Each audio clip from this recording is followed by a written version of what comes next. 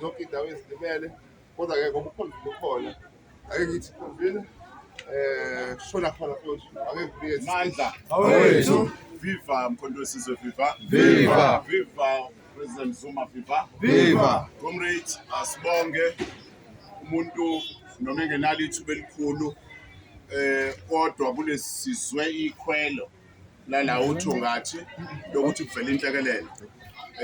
sonke ke makunje suke sibonga ngenxeba suke silimele suke sisemanzini comrades okubalekile ukuthi ebuhleni nasebubini sibe ndawonye. It's important ukuthi sivele sathatha nje si-region i-decision ekuseni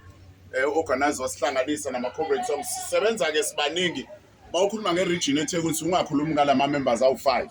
khuluma nangamanye ama-comrades asuke yi-part and parcel akhona agcwele nawa sisebenza collectively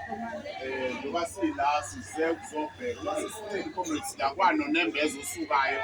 nomunyu ovuka kulama-comrades esihamba nawo